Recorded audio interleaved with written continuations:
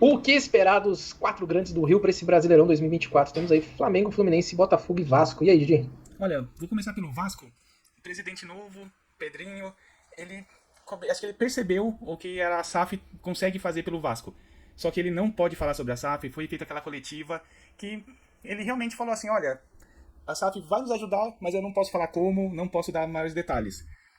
Acho que a torcida entendeu o recado, que não pode ser cobrado o Vasco, porque o Vasco agora tem um dono. O Pedrinho tá lá simplesmente como uma imagem do clube.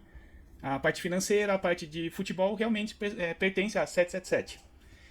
Não foram feitas muitas contratações, mas estão falando de um aporte de acho que 100 milhões, 200 milhões para contratações. E do mesmo jeito que ano passado, algumas contratações pontuais livrou o Vasco do rebaixamento, acredito que com um pouco de organização o Vasco consegue ao menos brigar por Sul-Americana e talvez beliscar uma vaga de pré-Libertadores. O Vasco é interessante, né, cara? Porque com dinheiro de uma SAF.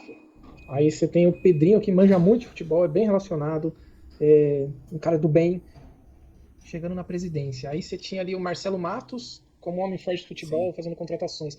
Cara, no começo do ano eu falei, o Vasco vai voar agora, porque tem a grana, tem um bom gestor e tem um cara de futebol que tem muito contato.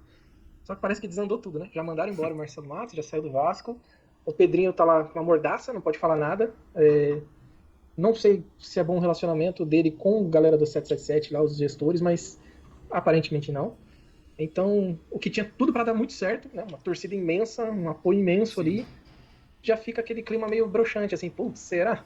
Então eu concordo, de elenco, assim, é Sul-Americana, pré-Libertadores estaria excelente, infelizmente, é pouco para a grandeza do Vasco, Sim. mas eu acho que não sai disso não. E o Fogão? Falar do Fogão? Cara, o Botafogo, ele vem com aquela mágoa do ano passado, 2023, perdeu o campeonato do jeito que foi. Começa o Carioca pelo segundo ano consecutivo, não conseguindo se classificar para o mata-mata ali. E até que na Libertadores tava legal, na pré-Libertadores ali, a torcida empurrando, acreditando. Mas aí começa mesmo, pra valer a Libertadores já vem com duas derrotas. Um grupo complicadinho. Então já dá também aquela baixada de expectativa. A contratação é o irmão do Romero, que é Romero também, mas enfim. Sim, o ano passado ninguém falaria que o Botafogo seria candidato a título. Era impossível essa projeção. O brasileiro tem dessas, Uhum. pode ter uma surpresa. Agora, tentando ser racional, vai, levando, tirando essa questão de. É óbvio que o Botafogo não tem elenco para brigar pelo título. Eu acredito que o Botafogo fica com uma Sul-Americana aí no máximo. É difícil falar, porque assim, o Textor ele tem a ideia de montar um time para brigar pela parte de cima. Mas eu acho que esse ano o fantasma de 2023 vai pesar e o Botafogo vai talvez brigar por pré-Libertadores. Eu não consigo imaginar, porque mesmo talvez não perdendo muitos jogadores na Copa América, que isso seria uma vantagem, mas alguma derrota, algum tropeço, já vai voltar todo o clima do ano passado.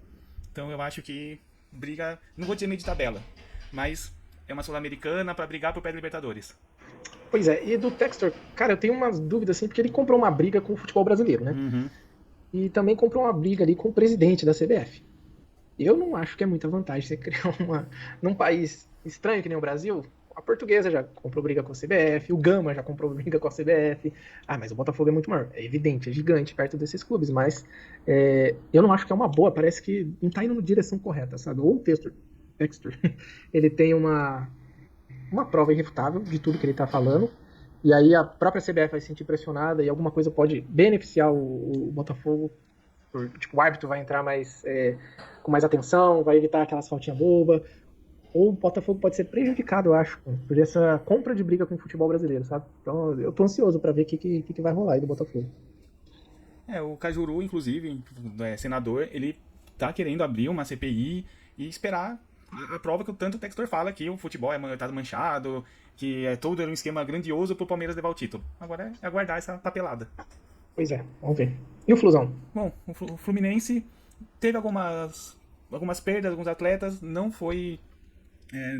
Obviamente não conseguiu repor as peças. O André, eu acho que é uma peça que uma hora ou outra vai acabar saindo do Fluminense.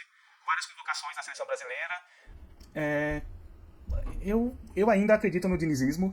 Para o futebol brasileiro isso é muito importante, a posse de bola, o ataque, visar o ataque. Então, não podemos esquecer do artilheiro, o Cano, que a bola tá nele, é gol. O Ganso, que o Diniz conseguiu recuperar o bom futebol dele. Renato Augusto, que ajuda bastante quando entra. Não podemos esquecer o Marcelo, pela esquerda, um jogador com vários títulos e entrou já ganhando Libertadores. Eu acredito numa Libertadores pro Fluminense. Eu não consigo colocar como candidato a título, porque também vai perder jogadores importantes na Copa América. O Arias, o próprio André, alguns jogadores que são importantes no esquema do Diniz. É verdade. O Fluminense tem muita experiência, né? Não dá pra negar que é muito jogador experiente reunido num clube. Mas o começo de ano também tá meio né? Então, eu não sei se o dinizismo tem validade ou não num elenco desse, porque é de muita cobrança a intensidade que o Diniz pede ali pros atletas, e é muito atleta acima de 30, 33 anos, que muito vencedores juntos ali também, que chega uma hora que não deve ser tão legal ser cobrado, né? Talvez perca aquela vontade de título, não sei, mas é um elenco muito qualificado, então eu ficaria com o Fluminense aí numa Libertadores, tentando recuperar um pouco o que foi o do ano passado e torcendo pro Flusão, pelo menos uma Libertadores. Acho que título é muito difícil, porque tem um elenco bom e experiente, mas se esses experientes contundem, já não fica um elenco aí tão qualificado, né? Sim. E bom, deixamos por último o Flamengo. O Tite saiu da seleção, assumiu o Flamengo. Acredito que o trabalho encaixou muito bem. E o que você acha? Eu acho que Flamengo, por ser Flamengo, pela fase que o clube vive, vai ser candidato a título sempre.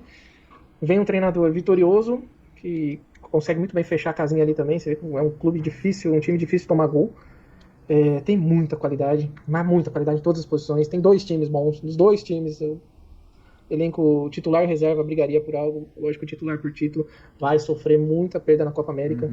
Copa América aí são quase 9 rodadas, se o Brasil chegar lá. Enfim, eles também têm estrangeiros, né? O que pode dificultar um pouco, porque apesar de ter muita qualidade na reserva também, às vezes não joga junto o tempo todo, né? Então pode faltar algum entrosamento ali. Mas não tem como falar que o Flamengo não é candidato a título. É impossível. É o grande candidato ao título do Campeonato Brasileiro, pelo técnico, pelo elenco, pela torcida, por tudo.